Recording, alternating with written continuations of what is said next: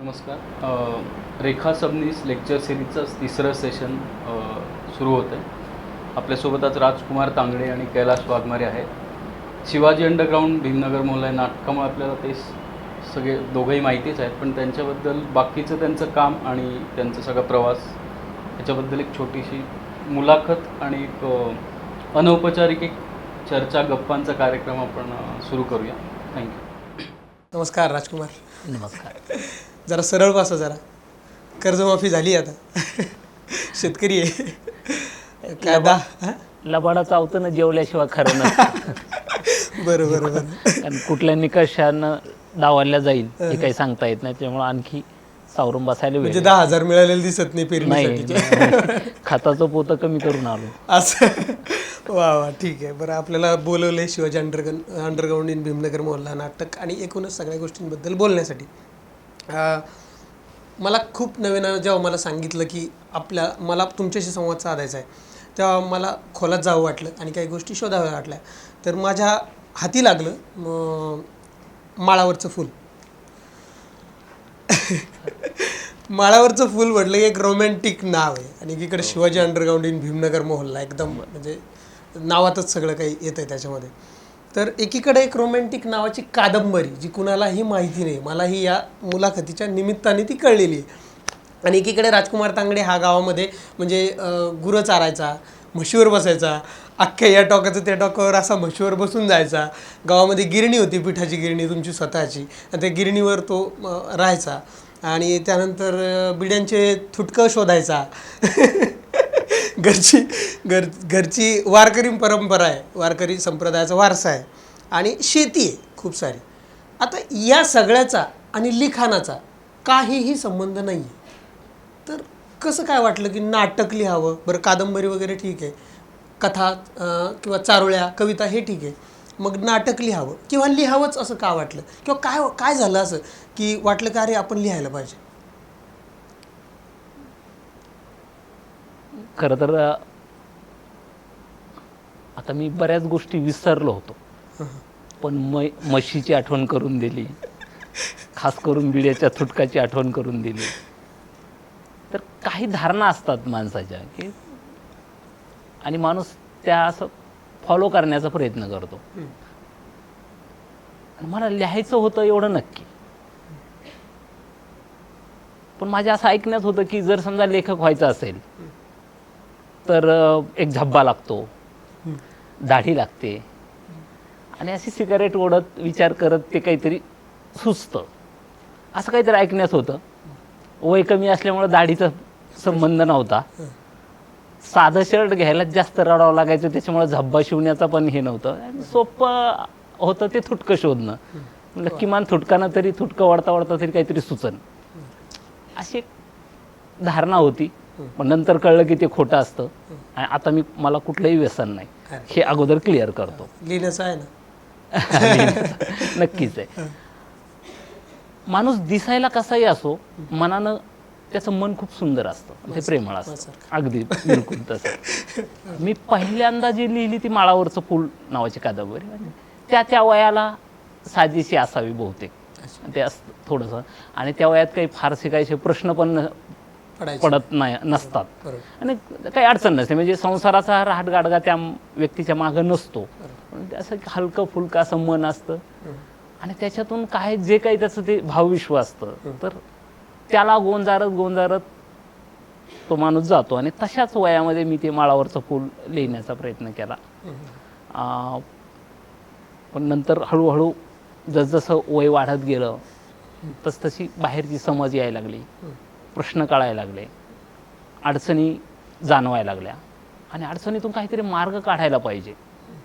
तो मार्ग तर आपण थेट तर काही असा काढू शकत नाही, कारण काळापरत्वे हत्यारं पण बदलत असतात.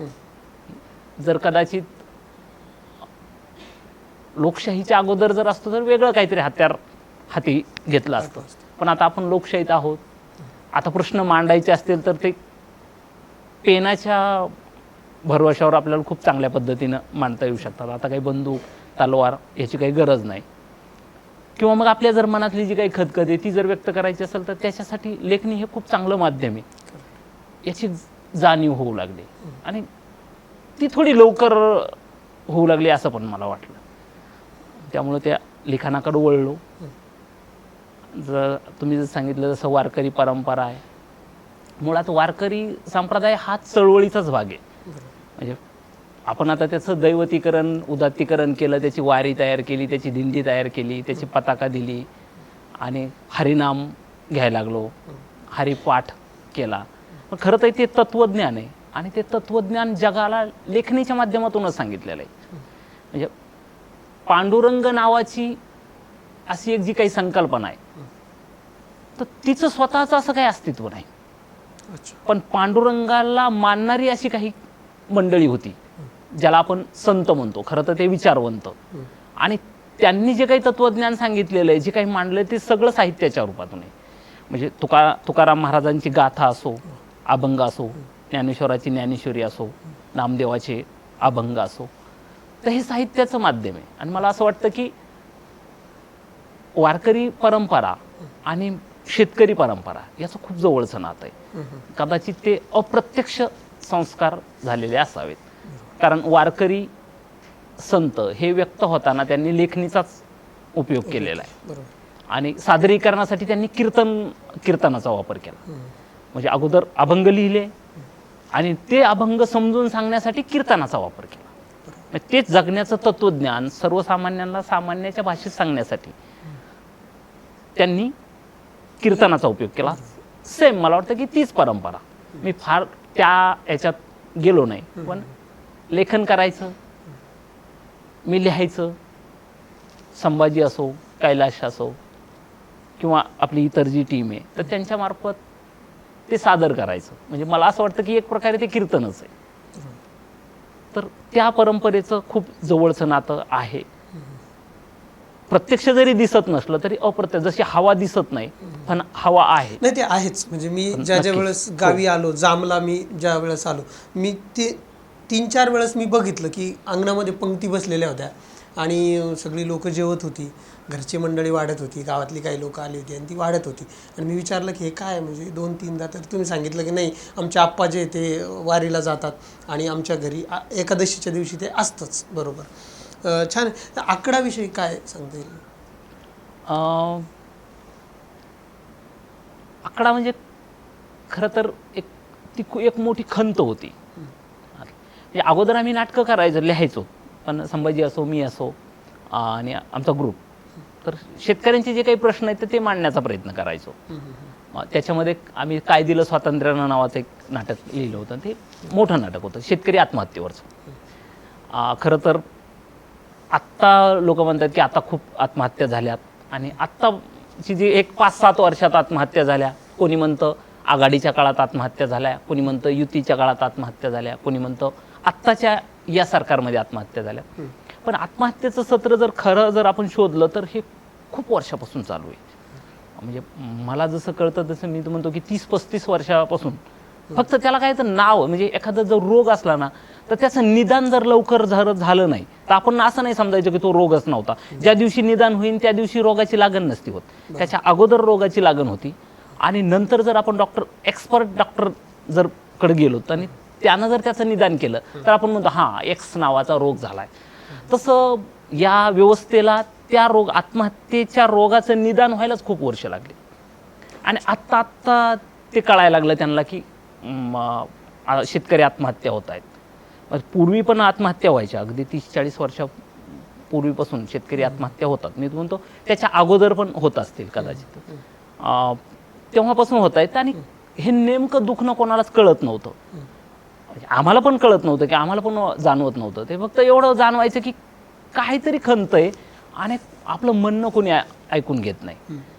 मग आम्ही ज्यावेळेस काय दिलं स्वातंत्र्यानं, आम्ही 2000 त्याचा पहिला प्रयोग केला, काय दिलं स्वातंत्र्यानं या नावानं, आणि शेतकरी आत्महत्याच त्याच्यामध्ये मांडलेली होती. ते खूप मोठं नाटक होतं, त्याचा खूप पसारा होता आणि ते सहज घेऊन फिरणं शक्यच नव्हतं. म्हणजे आपल्याला नाटकावाल्याला सगळ्यांनाच माहिती की नाटकाची अवस्था, एक जर प्रयोग करायचा म्हणलं तर एक म्हणजे लग्न केल्या इतकं हे, म्हणजे अगदी तुझ्यासारखं नाही, तुझं आदर्श लग्न आहे, पण गावाकडे जर लग्न करायचं म्हणलं तर खूप दिवस त्याच्यात आणि खूप आयुष्य विषय मदत काढलाय म्हणून बोलतो, लग्नाचा काढलाय. असं नाही का की दुष्काळच नुसता कारणीभूत नाही शेतकऱ्यांच्या आत्महत्याला, तर ज्या काही रूढी परंपरा ते पाळतात, अनिष्ट म्हणूयात, त्याही कारणीभूत आहेत. फॉर एक्झाम्पल जसा लग्नाचा विषय निघाला, ग्रामीण भागामध्ये खूप उधळपट्टी होते लग्नांमध्ये. म्हणजे अगदी त्या साड्या देण्यापासून म्हणा, बरोबर, हुंडा देण्या घेण्याची जी पद्धत आहे, या सगळ्या गोष्टी त्याच्या खाली शेतकरी दाबला गेलेला आहे. त्यामुळे तो कर्जबाजारी होतोय, बरोबर, आणि कर्जबाजारी, आणि मग तो आत्महत्या करतोय. तर याच्यावरती काय भाष्य आहे? मला खरं असं वाटतं की लग्नाला तेवढं जिम्मेदार नाही धरता येणार. हातातली हुंडा नावाची जी अनिष्ट प्रथा आहे ना, ती नक्कीच त्याला कारण आहे. पण एखाद्याच्या आयुष्यामध्ये, कारण लग्न काही म्हणजे दरवर्षीच माणूस करत नाही, आयुष्यात एकदा करायची गोष्ट आहे, आणि एकदा ते खूप मोठं एक फंक्शन आहे. आता मी तर म्हणतो की तेवढं तिकडं आता वाढदिवस पण साजरे करायला लागलेत, तितक्या ताकदीचे, म्हणजे तितक्या खर्चाचे, तितकी एनर्जी खर्च, तेवढा पैसा खर्च. आयुष्यात एक माणूस स्वतःच्या मुलाचं लग्न करू इच्छितो, मुलीचं लग्न करू इच्छितो, हुंडा अनिष्ट. पण असं कोणालाही, म्हणजे नाहीतर मग जीवनामध्ये तसं काही राहणारच नाही ना. तुमच्या आयुष्यामध्ये एकदा तर काहीतरी गोष्टी सेलिब्रेट करावं लागतात ना तुम्हाला. की 4 माणसाला बोलून तुम्ही 4 जणांना साड्या देणं आनंदाचा भाग आहे. नाही तर मग आपलं जगणं खूप फ्लॅट होईल तशा अर्थाने. हां, पण मी हे म्हणतो की तुम्ही 2 लाखाचा मंडप, म्हणजे कैलाशनं 2 लाखाचा मंडप दिला म्हणून मी 2.25चा देणं, हे अनिष्ट आहे. पण किमान आयुष्यामध्ये एकदा सगळ्या लोकांना सगळ्यांनी माझ्या घरी यावं, काय जेवणाच्या निमित्तानं, भेटीच्या निमित्तानं, तर तेवढी एक अपेक्षा माफक ठेवायला काही हरकत नाही. त्याच्यातली जी ढोंगबाजी आहे, की ढोंगबाजी म्हणजे साधं सनई वाद्य जर असेल तर ठीक आहे आपल्या ऐपतीनुसार, पण डीजे लावून 4 तास नाचणं, मग याला मी समजा म्हणेल की ह्याची काही गरज नाही तशा अर्थानं. तर काही गोष्टी ह्या गरजेच्याच असतात सगळ्या जगण्यासाठी. तर जगण्याचा भाग म्हणून त्याचं जे विकृत स्वरूप आलंय ते जर थोडं आपण कमी केलं, आता ते तर जयंतीत पण आलंय विकृत स्वरूप, तर ते विकृत स्वरूप जर कमी केलं तर बाकीच्या गोष्टी ह्या जगण्यासाठी खऱ्या अर्थानं तो पूरक आहेत असं मला वाटतं. अगदी बरोबर. ठीक आहे. म्हणजे आणि हेच आपल्या नाटकात येतं किंवा आपल्या कलाकृतीमधून येतं कायम, बरोबर. हो.